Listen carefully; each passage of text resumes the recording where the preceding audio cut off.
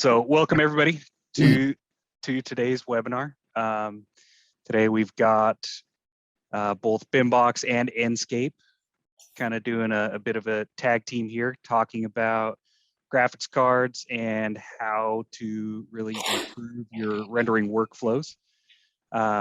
So with us today, we have myself, Brad Clark. I'm the Director of Technology and Innovation for ATG, focused on all of the BIMBOX hardware and helping all the customers try to spec out the right components based off of all of the work that they're trying to do. We've also got Buck Davis, one of the founders of BIMBOX USA, and we've got Josh Rattle from Enscape as well. So thanks, Buck, do you want to? Yeah, thanks for hopping on this today, guys. Yeah, absolutely. So Buck, do you want to give a brief intro on BIMBOX, and then right after that, Josh, if you want to give a brief intro into Enscape? Yeah, so I'm Buck Davis, one of the founders of BIMBOX. One of the things that we started this company for was really around real-time rendering and architectural visualization. I came from a general contracting background, so once we started running into Enscape, which is a great example, that kind of spawned this company because we couldn't find many computers that could actually run it well. So we've been close with Enscape, I want to say I'd say since 5 or 6 years. Josh, you're new to there, but I remember we used to be in the booth with Moritz and Thomas and all those guys. So really happy to be here. And Josh, I'll kick it over to you. Hey, appreciate it, man. Yeah, no, BIMBOX machines are awesome. Used to have one, love the machine. But yeah, Enscape, so it's a real-time rendering engine. It's not a standalone application. What's great about it is it sits inside of, it's basically like a real-time window into your model. So whatever you're changing inside of Revit or SketchUp or Rhino or ArchiCAD or Vectorworks, Enscape's going to show any of those changes happening instantaneously. I can show you guys some cool tips and tricks like we're getting into, but yeah, basically it's a real-time window into your model. So a very great way to be able to see any changes happening inside the model. Yeah, and just one more thing before we move on. I think the purpose of today's webinar and what we really wanted to get, so if you have any questions, is Enscape has started to leverage specific features on graphics cards. So today we wanted to have an Enscape professional who can come through and talk about how Enscape is leveraging these technologies, and then we can kind of answer from the BIMBOX side, you know, what graphics cards you might need or what system would pair well with that. So that's the whole idea on this thing. But Brad, I'll kick it back to you. No, you guys are good.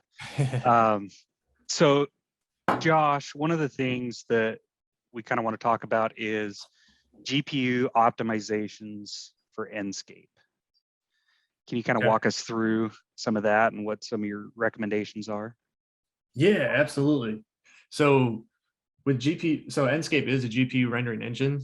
So once we get all that information from, we call it the design application. So I'll show you Revit. Once we get all that information from Revit kicked over to Enscape, it's going to load all that onto the GPU.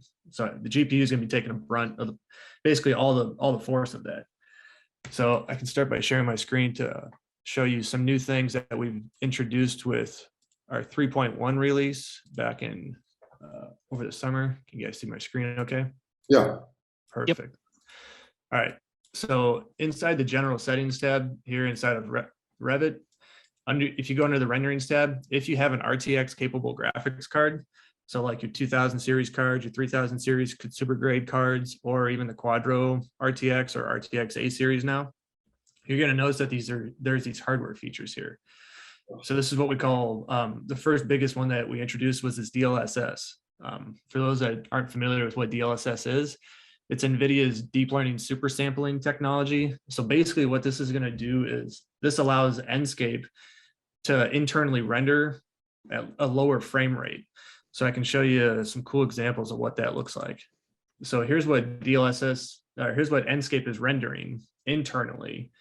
And then with DLSS on, it's going to take all their AI, it's going to use their AI super sampling technology to fill in those extra pixels. So Enscape doesn't have to work as hard. So we're going to get better performance out of there. So you're going to get increased rendering times, increased load times while we're navigating around. It's going to eliminate what we call this ghosting. So anytime you're spinning around a model or just navigating around, you could see some artifacting or some ghosting. So this DLSS will help improve that. So it'd be a nice smooth transition. You're also going to get some really nice video outputs, because again, it's going to render out a lot faster.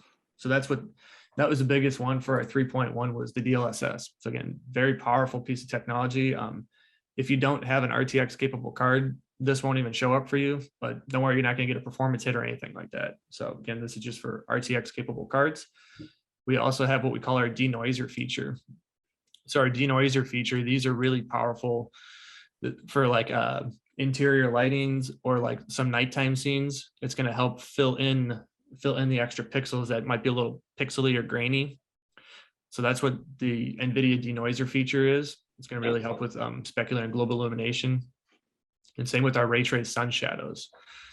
So with 3.1, we introduced what we call our ray trace sun shadow feature. So I can show you guys a couple examples of what this is. So here was a ray trace shadow, or we didn't really have ray trace sun shadows. We did a different version of this where we projected an image onto a plane. So it kind of gave it the illusion like it was actually ray trace sun shadows. But this is actually getting rays of light coming down from Enscape sun system. So this was before, this is with it turned on now. So you can get more accurate shadows, more sharper shadows, especially with things closer. So again, before and after, again, a lot crisper shadows. In 3.1, this was only turned on for still renderings and for panoramas. But now with 3.2, this is turned on by default for the whole time. So now you're going to get better video renderings, better, again, still images, and overall a better navigation of when you navigate around, you're going to get more realistic shadows and those types of things. So those were some big features that we introduced with NVIDIA cards in 3.1. You want me to get into some performance tips now? So, I mean, one of the next things that we want to talk about is graphics cards a little bit. Gotcha. And what you guys talking about, like some of these optimizations that Sure. you guys have worked into, like what graphics cards best work with Enscape as a whole and some of these new features. I know you mentioned the 20 series, 30 series cards, but if you want, we can kind of get into the professional grade cards versus the consumer grade cards as well a little bit. Yeah, real quick, I could mention our system requirements. So our minimum system requirements are a 4 gig card. So that, again, and it's going to be the GPU engine. 4 gig is the minimum for us now with 3.2. But if we get into VR, we'd like to see at least an 8 gig card. So that's one of our requirements. But again, like to get the RTX features, you have to have RTX capable cards. So typically, I don't know the exact number between GeForce and Quadro cards, but I can say that majority of our users are on NVIDIA cards. So we do have users that are on AMD cards, but majority of them are AMD cards. We've seen GeForce cards work a little bit better just because they're faster. Sure. That's and to jump in, if you don't mind, I think minimum requirements are kind of one of those things that if you're a professional and you're doing something, minimum probably isn't going to cut it. Josh, I know that you and Brad, y'all are both 3D modelers by trade from college. I think one thing that really, and Josh, you can touch on this, is when you really need to get that upgraded graphics card, it comes down to poly count. And Enscape does a really, really good job of keeping quote unquote poly count low to really worry about that. But the more objects and the more features you bring in that aren't Enscape assets, and Josh, if I'm off there, let me know, but you do want to create an asset and bring it in via the Enscape asset, excuse me. The custom asset editor? Yeah. You don't want to just drop it in your Revit model and have that pushed to Enscape. Is that correct? Correct. Yeah, definitely when we're talking in terms of like models, yeah, you are right. That, and Brad, you know well too, topology count's a really big thing. So we do have our own custom asset, or we have our own asset library. So again, we have almost 3,000 assets. These were all retopoed or retopologized, what we call it, by our 3D artist team for real-time rendering. So you can get best possible performance and high quality results out of it. But a lot of times, if you can't find something specific that you're looking for, you can go to websites like TurboSquid, CG Trader, any of those, or Evermotion. So you can download those models, but the problem is a lot of times those are made for like VFX.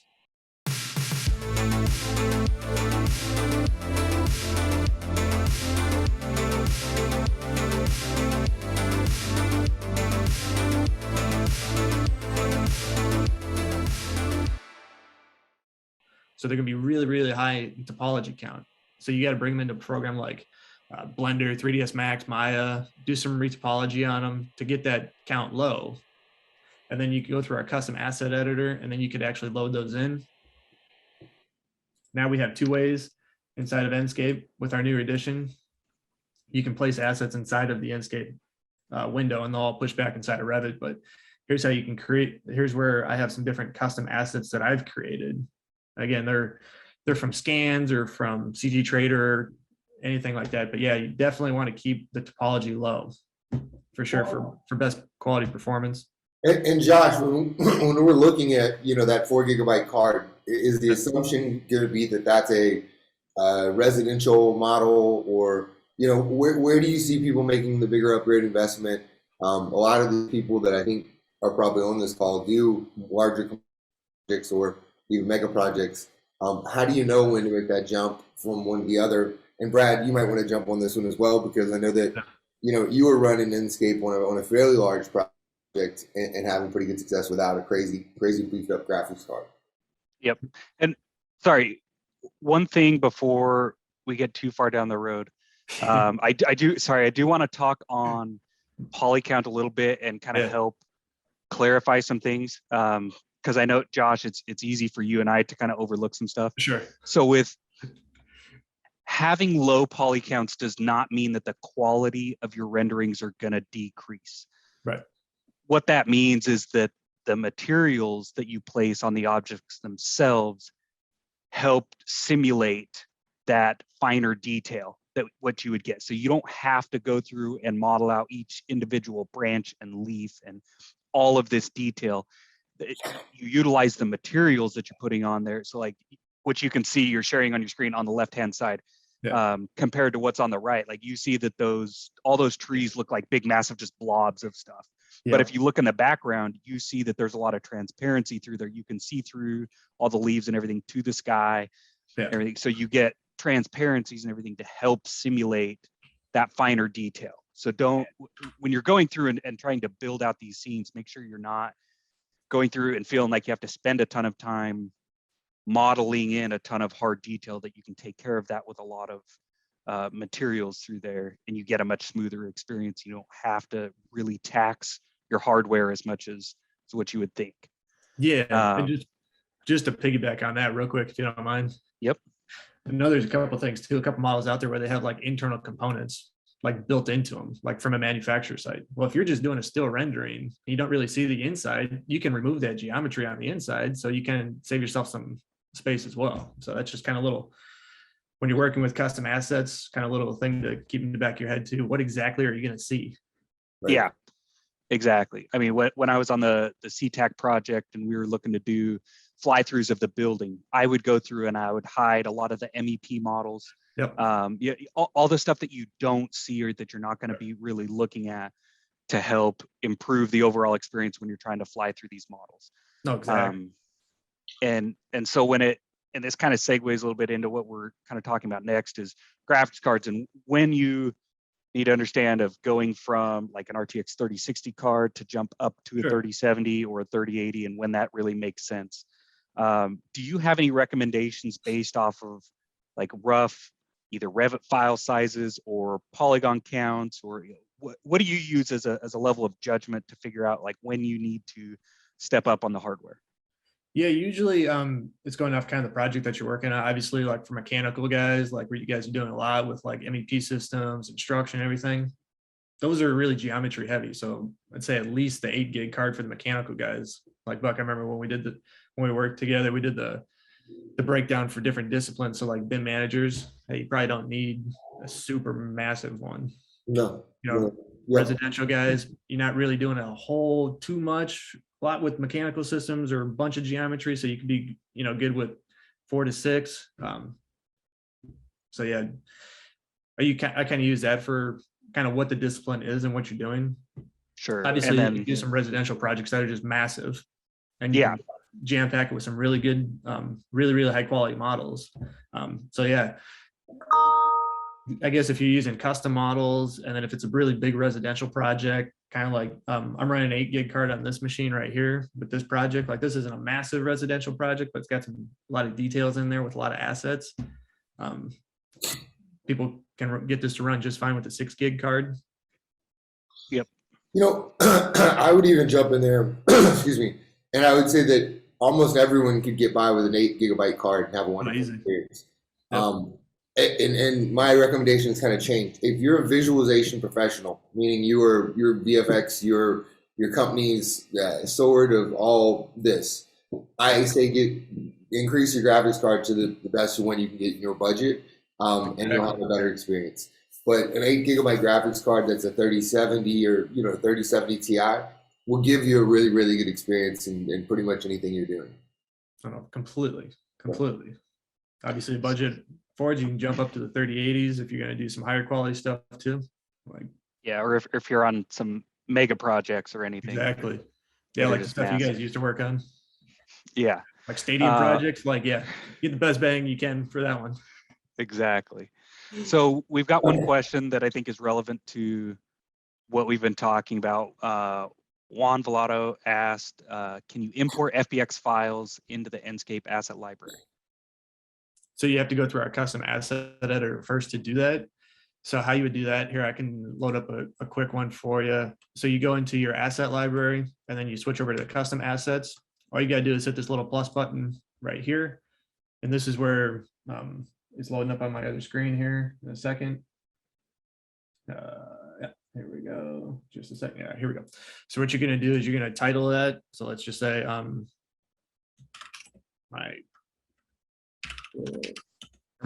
call it my scan because I'll load in a scan of myself. So I'll hit import geometry here. And then I'll go to where I have some 3D models.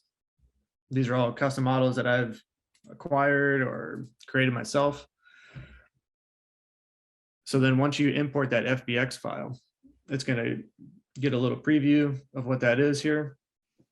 And then you're going to scale, you're going to have to set the scale. So Y is Y is up.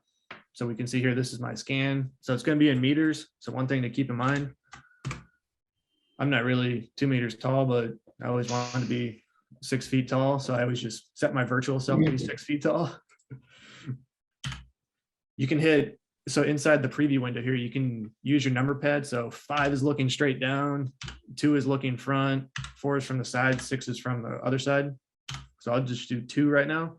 And then all the materials that you have assigned to that object from the FBX file will populate inside of here. So if you have different material maps associated to it, though, or different materials, this one just has one material, but then it's got just the albedo map.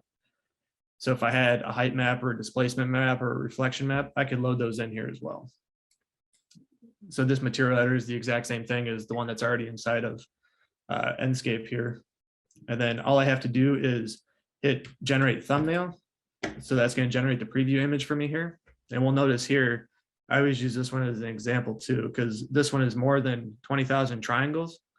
So it's just going to give you a warning. So this is where we'll still generate it, but we're just saying, hey, if you start placing a bunch of these, you could lead to performance issues. So this is where you might want to go back and reduce the topology to help with performance, or you can use these sparingly.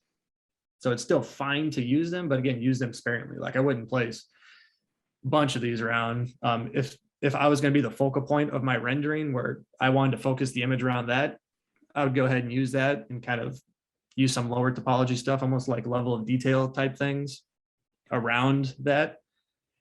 And then I'm going to hit save project, save it to my folder that I set up to where all my assets go. And then all I got to do is hit generate asset.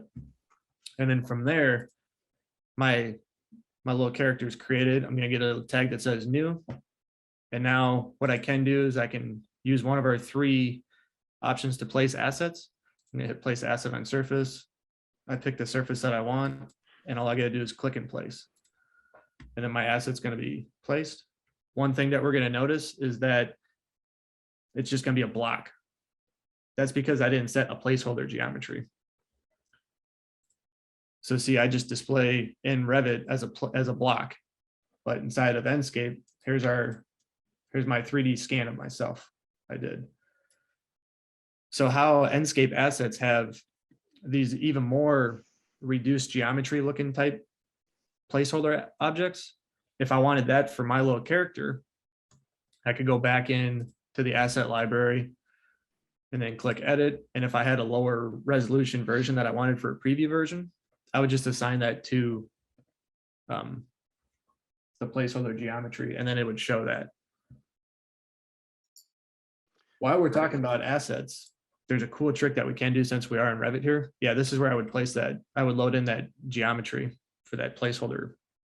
So if I had a even lower reduced topology version of that, I could set that in there. Or even, like when you get the RPC trees, it's just the 2D object. So I can model something like that and then use that, or like a silhouette, and I can put that as the placeholder.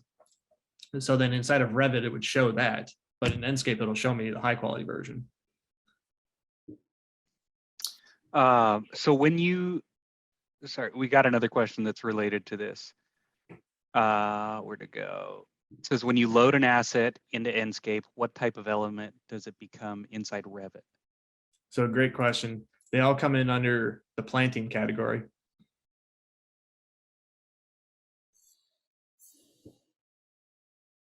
Yep, Okay. So here it all comes under the planting category.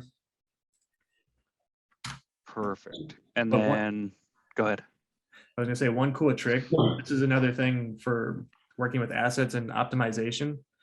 So say we're in floor plan mode here. We can see here's how the geometry looks inside of Enscape. So it's really, you can see every little triangle.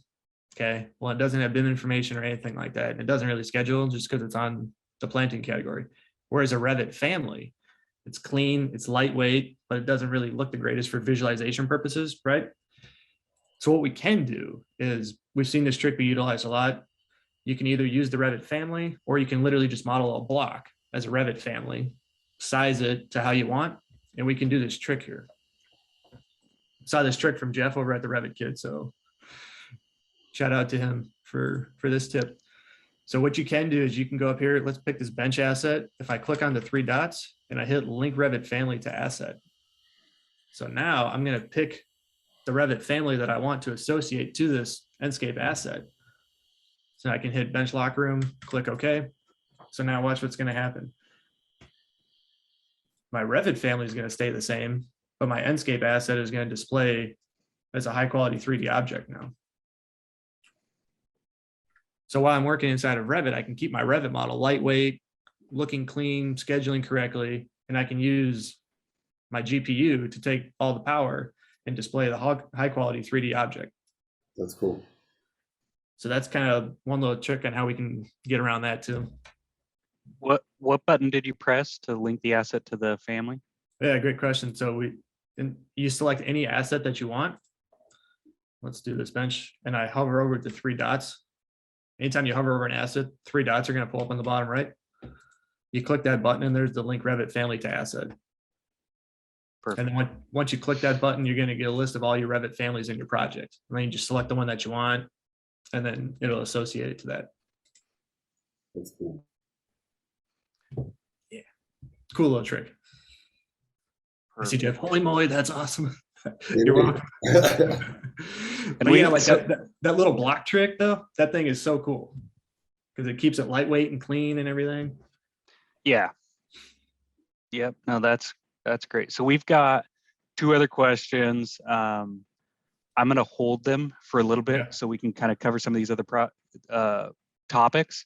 Yeah. And I think it may help answer some of them anyway. Okay. Okay. So let's see. We've got Buck. Can you touch a little bit on what we have as far as hardware of what are some of the best BIMBOX components or computer components that improve the experience for design applications and Enscape workflows? So yeah, I'm happy to jump in on that. That's kind of how we founded BIMBOX, right? The goal was we were doing a lot of Revit, we were doing a lot of Navisworks, we were doing a lot of InfoWorks, Civil, just a ton of different applications. And then real-time rendering came, and the Dell and HPs that we had in our office didn't even meet the minimum requirements, and just had a terrible experience. So what we've done at BIMBOX, and I'll say that the system that 95% of people that are using Enscape today would use is a workstation. The reason that's the best for the design as well as the Enscape is it has the highest clock speed. The single core applications like Revit doesn't leverage a lot of your CPU. It also doesn't leverage a ton of GPU. That's one of the reasons that we really like how Enscape works is you can get a really fast processor on our desktop. Then we can throw in a really high performance GeForce consumer card with a bunch of cooling, and you have a fantastic experience. The design applications are going as fast as they can be going. And your graphics card is being kept cool and pushing out all these great images. Revit, and I know that they every now and then they'll come out and say, well, we actually use 6 cores, or we do use your GPU for rendering. In the native state, when you're looking at vector lineworks, your GPU is not really doing much, just to be completely transparent on that. So by having Enscape and being able to visualize what you're doing in Revit with your graphics card, it's super impressive. I would say the biggest things that make up a great Enscape system or Revit system are going to be the clock speed, the high performance RAM we use, the GPU, and then the drives. The biggest thing, and Brad, you can touch on this, is opening files quick, having extremely responsive applications when you run them, and then having fantastic graphics to produce whatever you want to produce on your screen. Those are the big ones for me. Brad, anything to chime in on? No, I think that's really spot on. I Well, mean, another topic. I think another topic that we'll touch on, and we can touch on it now if you want, is the differences between drivers that are available. no, I think we can jump on that. I think it goes hand in hand. The only thing I was going to chime in is I said 95% of people use the Striker, but if everyone on here doesn't know this, Enscape and Chaos from V-Ray are having a little merge party. So it might be one of our Ospreys one day if you actually take advantage of post-process rendering with V-Ray. So no, Brad, why don't you dive in and go through some of the and optimizations that they'll give you that are on the consumer cards. Yeah, so with the drivers for the Nvidia GeForce cards, the consumer grade cards, and Josh, you can probably chime in a little bit too with your experience here, but there's really 2 different versions of drivers for the Nvidia cards. You have the studio drivers and the game ready drivers, and you've also got OpenGL on there too. But and now we're Vulkan too. Yes, yep. And Vulkan. So yep. So for you, what do you guys recommend for Enscape? So, it comes down to IT people as well. So, how about as far as best user experience, what would you recommend? So the studio drivers are more stability wise, they're more solid, and they're a little bit more performance. I know Buck and I have talked about how they have more color information as well. Yeah, so that's the big jump. Oh, excuse me. The big jump from and historically, and Brad, maybe this is where we touch on the 2 different professional versus consumer cards. Until about 2 years ago, there were no studio drivers. You had the consumer drivers and you had the professional drivers. If you had a consumer card, you were locked out of 30-bit color. And that's a big deal, especially for visualization experts. I believe, 24-bit color has 16 million shades and 30-bit color has almost over 1 billion. So when you're really trying to get that photorealism that we're all searching for if you're using Enscape, if you're using a consumer card, it was really challenging. So Nvidia released what's called the studio drivers. That's the professional consumer professional driver. So if you have a consumer card and you download and install the studio drivers, you will have access to 30-bit color and a couple other functionality that they used to be locked out from consumer cards. Yep, not exactly. Perfect. Right. So yeah. So we already touched a little bit on model management, right? We talked about polycounts, how we can keep them low, how you can assign things to Revit families as well. Yep. I guess our next topic is trying to touch on VR a bit and what your guys is. I'm assuming that Enscape's recommendations for graphics cards change for when you go to VR. Can you tell us a little bit about that, Josh? Yeah, no, absolutely. So for VR, we recommend at least an 8 gig card just because VR is performance heavy. So currently right now we support only tethered headsets. So your Oculus, your HTC, Windows mixed reality headset. But those are the big ones that we officially support. Again, 8 gig card for that, just because it is pretty demanding on that. But VR, and Enscape is a one-click VR solution. So for those that don't know, all you gotta do is hit the VR button up there in the top right. The whole Enscape window is gonna be transformed to what you're seeing inside your head. So if I move my physical head right, the whole Enscape window is gonna move right. And then what's great is since it's a live link to Revit, whatever I'm changing inside of Revit, the customer is gonna see what's going on inside of VR in real time. But again, very powerful feature, but you do need an 8 gig card at least to run that. In terms of the wireless headsets like the Quest or the Quest 2, we have seen people get it to work just fine with Oculus AirLink or via link cable or Nvidia's OpenXR cloud streaming service. So we've seen people get it to work that way as well. But yeah, currently we just officially support tethered headsets, and you gotta have at least an 8 gig card. Yeah. So for those people that don't know, for laptops, that's typically going to be an RTX 3070 graphics card, or for desktops, that's going to be the RTX 3060 Ti. Is what the most recent one is, right? Yep, exactly. I'm running the 2070 Super. Yep. So I mean, there's obviously going to be some of the legacy cards Sure. that will work well. Yep. Also, so I will say, Brad, and if you don't mind me jumping in, Sure. I think one of the things that you have to look at when you're using hardware, especially laptops, is if you intend to use Enscape running real time for hours on end, you need to have enough cooling, right? I know that we've all had our laptops sit on our thighs and almost burn your skin. Or crash during meetings. Yeah, or computers overheats and crashes during a meeting. That's I'm not going to go there, Josh. But yeah, we had this instance where Josh and I were on a meeting and someone's computer started beeping and then it just shut down. And that was because you've been running Enscape for 45 minutes. So I would say one of the things at BIMBOX is if you're looking for that professional, maxed out GPU Enscape VR, that's going to be one of our mobile workstations. It's a little bit thicker, but it has more fans and it'll keep it cooler over the course of the day.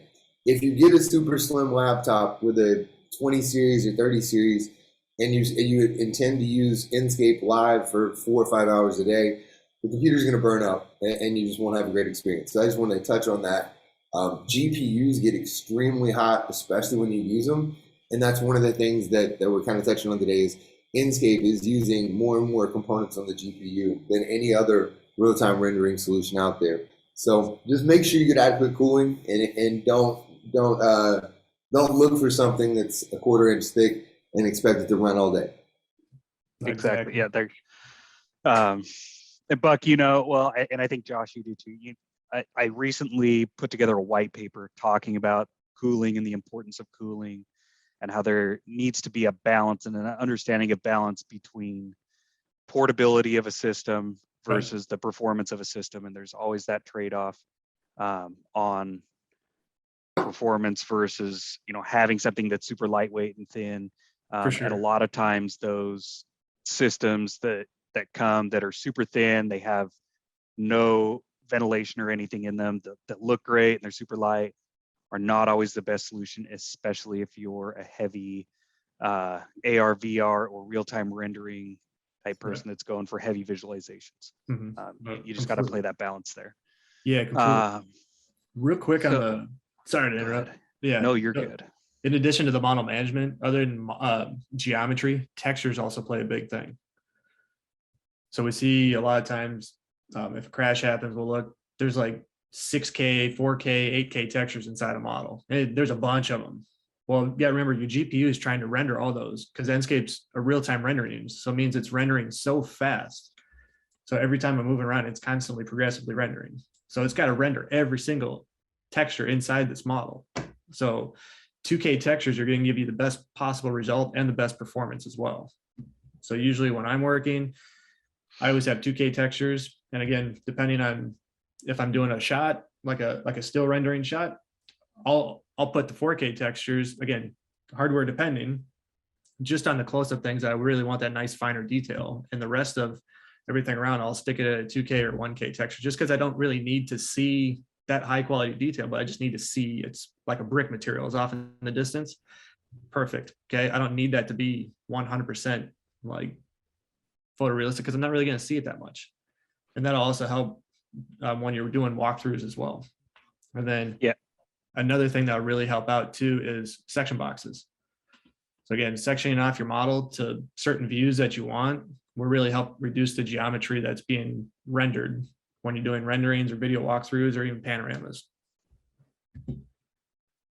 Yeah, that is another big thing besides the poly count. I remember when I was doing a lot of 3D modeling, it's always important to be mindful of understanding, even if you're doing real-time walkthroughs and everything, understand what path you're actually going to be navigating through in that environment to really judge what's going to be close to you, what's going to be far away. So if you talk about like other real-time game engines, like if you're talking actual gaming, they do a lot of LOD on all of the materials. So as you're far away from it, they use a much smaller map on everything. And as you get to a closer proximity, they swap those maps out for higher and higher detail. So for Enscape, I think you're spot on. Anytime that you're going to be close up to an object, that's when you're going to want to make sure that you have higher quality maps on them. If it's anything that's in the distance, you're not going to be going inside either the building or wherever you're at. Anything that you're not really going to see, or it's going to be off in the distance, drop those map sizes down, and you'll get a much better experience. It's not going to overheat. You're going to get better motions and movements as you're navigating through the space. Exactly. Okay, so we do have another relevant question. So does hiding items in the Revit 3D view work similarly to section boxes? Yeah, so whatever view Enscape is tied to. So let's say I'm tied to this default 3D view right here inside of Revit. If I just go inside to this view, and let's just say I want to turn off all the walls, let's turn off. So anything I turn off inside of here, again, Enscape is going to show me exactly what is just being displayed inside this view here. So now I can see exactly what's just being displayed. If I have another view here where I have my section box turned on. So if I switch between view management, this was another feature with 3.2 that came out. So for our users that are working with really large projects, previously when you were switching between different views, Enscape would reload that whole geometry from every single thing. So for big models, that can be a pain because you guys work on some big models, so it'd have to reload the whole thing. So it caused load times when you're switching between views. So now there's this button down here. If I uncheck that, it's not going to reload the whole model every single time. But now, again, with section views, I have the section view turned on this view right here. So we can see it works just fine. It's going to show me exactly what is in that 3D view here. Yeah, still think of Enscape as that pretty picture viewer. Whatever is being shown inside of Revit, Enscape's going to show you. So is it possible to change the transparency of assets? And does this help optimize performance? The transparency of currently not. Of our assets, no. And we don't support the visibility overrides. So if you turn in the visibility overrides, if you change everything to like all the walls are transparent, we won't see that. That's a feature request we have in. Gotcha. And then can you use bump maps to provide additional details? So we actually have a feature where it'll actually support a displacement map. So not sure if people are familiar. Here, let me turn all this back on. But yeah, so we do support the bump maps as well. Let me turn everything back on here. I'll show you this cool feature. So with 3.1 that came out, we introduced what we call this material editor inside here. So this is where it's going to show us all the different material maps that are applied to our model.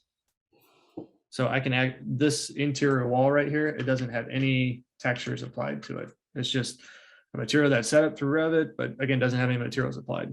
So I have some custom materials that I've created. So show you real quick. So if we load in the color image, which is going to be the albedo map, I'm going to take the bump map here. Bump map's just going to be a black and white map. Whatever's black is recessed, whatever's white is raised up. And where it says bump map, so previously in the Revit material, I'd have to set this thing over 500 in the bump map category to get the displacement map effect. Now all I have to do is hit this drop down and click displacement map, and now we can see exactly what that's doing. Because before, if I just had a bump map, like that looks pretty good, but I want it to look more realistic. So if I click the drop down for displacement map, now I can control the recess value of that. And again, it's using the same map. And the best part about this is any changes I'm making inside this material editor, that's all I'm going to push back inside the Revit material. So I don't have to go back and forth and change things in my Revit material to, to make it match. It's all this nice bi-directional link now. So hopefully that helps answer that question. Yeah. Yep, that's perfect. Going back to VR real quick, what VR headsets are able to be used with Enscape? I think you touched on it a little bit, but. Yeah, no, great question. So let me get to our knowledge. Hold on one sec here. So if we go to our knowledge base, and then we go to our virtual reality headset section, and we go to VR right here. So you can see we support the Rift S, Vive Pro, Samsung Odyssey, and Windows Mixed Reality headset officially. Perfect. So Josh, when you do an Enscape export, like out to an EXE, yep, and you send that over to somebody else, say like a client, like if you're an architect and you send it over to the owner, yep, do they need the same type of level of graphics card? Yep. To have the same experience? Okay. Yep. The standalone EXE will need the same exact system requirements.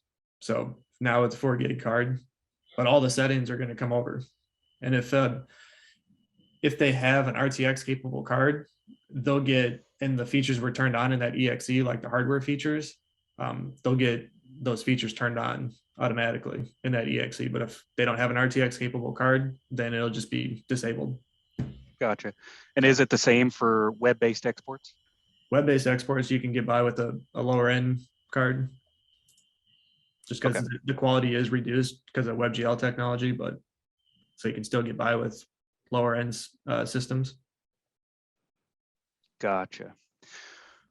So real quick, we've got maybe another 5 or 10 minutes before we kind of open things up for some more Q&A. Sure. Let's talk a little bit about desktops, laptops versus virtual desktops, and what your experience is. I'm primarily more curious. We already talked a bit about laptop versus desktop, but can you touch a bit on VDI solutions? No, great question. So again, in our knowledge base, this is where we have a great wealth of knowledge is on here. So if we go to administration, we have a whole virtual machine section. So unfortunately, we don't officially support running Enscape on VMware, or not VMware, but just any virtual machine, just because Enscape needs direct access to some advanced graphics, and that most virtual machines don't have. So that's, again, we have a lot of users that are running Enscape on VMware and some other virtualized environments, and they work just fine, but some of them don't. So we just can't say we officially support it. And there's a lot of other factors that go into when you're working with virtual machines that we just can't officially support, but who knows, maybe in the future. I'm not saying yes or no, not saying we're working on anything either for support, but yeah, there's so many different variables on the way that people are setting up VDIs and being able to plan for that, and how you can make those adjustments and have access to all the different settings that you need. Exactly, because Enscape can't automatically pick a graphics card. Well, and if you think about it, I mean, what is a virtual system? It's virtualizing hardware to just be kind of anonymous hardware. And I think some of the specific things, and this is kind of what I'd really like to get into the minutia with someone that has set this stuff up, is your tensor cores are for your DLSS and your RT cores are for your ray tracing. If you have a card that's being split between 4 different people, how does it, and that's what I'm sure, how does Enscape get through that virtualization and actually choose the cores that it needs to use for DLSS or ray tracing, if that makes sense? Oh, you kind of cut out. What'd you say? I think it would be tricky because most on all the GPUs that we use right now, you have CUDA cores, you have tensor cores, and you have RT cores. RT cores are going to be for your ray tracing. Tensor cores are going to be for things like DLSS, and then the CUDA cores are used general processing. So I was just saying that my understanding was that when you virtualize that hardware and you split it up and divided it, amongst a bunch of different users, that there's probably some kind of, I don't know, trickery, if you would like to say that, to get it to actually be able to find those cores. But we'll see. Yeah, no, it's all super interesting, especially with COVID now. Like a lot of people are going to virtualized environments, so it's becoming more of a thing now. Yeah, I think that, and Brad, I mean, it all comes down to latency, right? I mean, how long it takes for your file to get to your GPU to get to your monitor. So anytime you bring distance between those, you have a little degradation in performance. Yeah. So and with internet speed too. Yeah, and I think as we look at virtual machines and VDI, you can think, Brad, we have quite a few clients that have desktops and then they remote into them and run them like a virtual machine. But it's not true VDI because it's a one-to-one system, right? It's your designated desktop. Yep. Yeah, we've seen people do that too. Like they'll get a really high-powered computer and then they'll get like a lower-end spec laptop, and then they'll just remote into that machine directly. Yep. And get it to work just fine. So. Yep. I mean, I think the three of us can all agree that if we ever had to choose a system for best performance, I think we would all say desktop for everything. Desktop. Yeah. Exactly. Yeah. Exactly. Or higher end laptop if you need to. Yeah, especially if you have your mobile, or best case, get both. Yep. Nice laptop for when you got traveling, you get your desktop at home. Absolutely. Sorry, one question was, does the end user, so if you do an Enscape export out to an exe, yep, and then you send that file off to somebody else, yep, that person goes to open up, do they need a license of Enscape to open and run the exe? Great question. No, they don't. They don't even need Revit or SketchUp or anything else. It's just basically think of the exe as like a playable game. Just packages everything up that's in the window. You send that to them. They just double click it. Their firewall might ask you like, hey, what are you doing? So you just got to hit allow, because they'll see an exe. Some antivirus systems will see an exe as a virus or harmful. But yeah, just allow it. There's no viruses attached to it, promise. Yeah, then you just double click that. You can launch it. You can go into virtual reality with it through there as well too. Perfect. So we've got quite a few questions to run through. Oh, sweet. So we'll try, if we can, let's try to keep the answers relatively short, just so we can make sure we get through most of these. But if you need to expand, by all means do. So the first one is from Jeff. He said, I've heard rumors of Enscape developing moving assets, such as cars and people, similar to other software. Is that rumor true? Not that I've heard, to be honest with you. It's a feature request that is probably one of our most heavily requested features, I'll be honest with you. That's probably coming from a lot of the twin motion people that, you know what I mean? Yep. Probably that or Lumion. But yeah, no, it's a feature request that we have in, our team is looking at. Obviously it's always, they're being looked at because it's one of, again, most heavily requested features. No ETA if or when. Gotcha. So the next one's from Ryan, and he asks, will it ever be possible to have multiple people view the Enscape model at the same time? Great question. That is also one of a very big feature request that we have in as well, especially on the EXE side, being able to have multiple people inside that executable file at the same time. the whole collaboration feature, or the whole collaboration idea, is something that our product management team is obviously looking at. Again, no ETA if or when. Yeah, that's a difficult one to try to tackle, right? Because you've got to have everybody synced up to be able to Yep, to tie into that real time. exactly. And keep it performance or keep the performance well too. Exactly.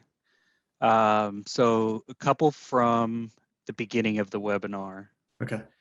was, do you know if there are a lot of people using Enscape with Civil 3D for roadway design and site design? Ooh, that's a good one.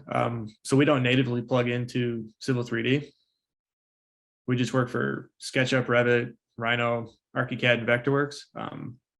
But if you could take your Civil 3D data, get it 3D geometry, because Enscape needs 3D geometry to read that into Revit.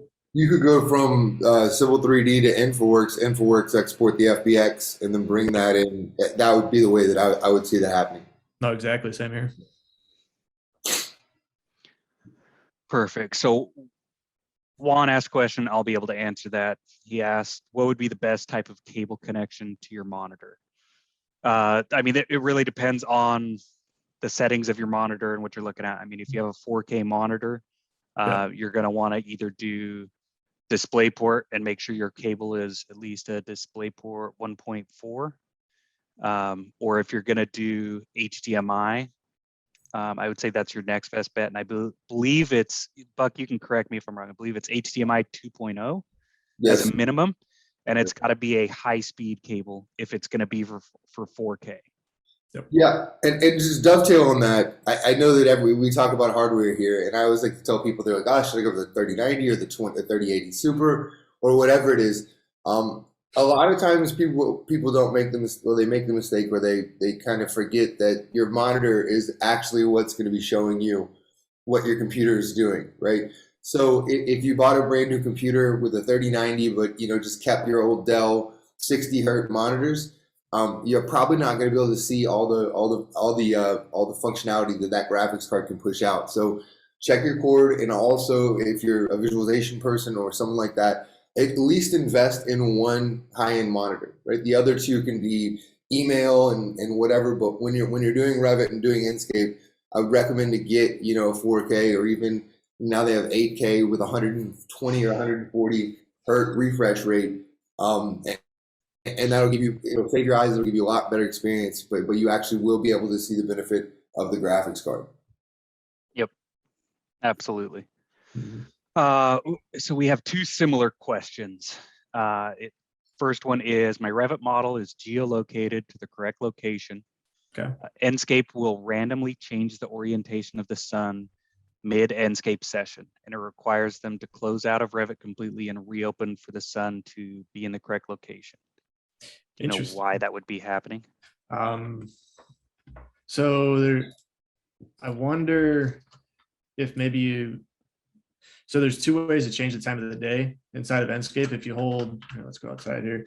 If you hold shift and right mouse click and move your mouse left and right, that's one way to change the time of the day. Or if you hit, if for some reason you accidentally hit U on your keyboard, or I, or control U and I, that'll adjust the sun as well.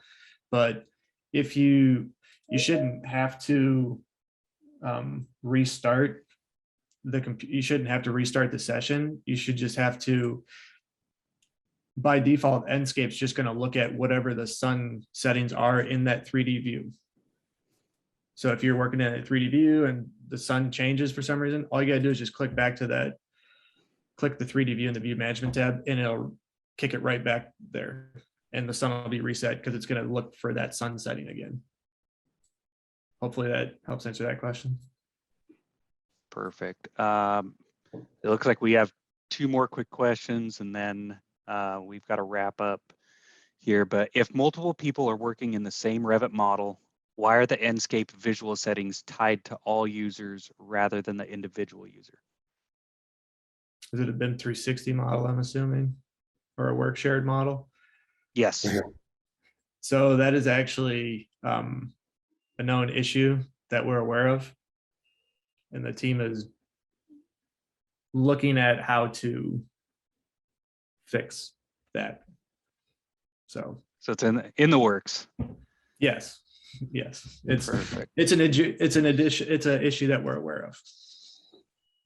Gotcha. So it looks like the last one we've got is from Ryan. He's asking, will Enscape get more options with selecting rendering layers when exporting, such as diffuse, reflections, distance, objects, material IDs, atmosphere, etc.?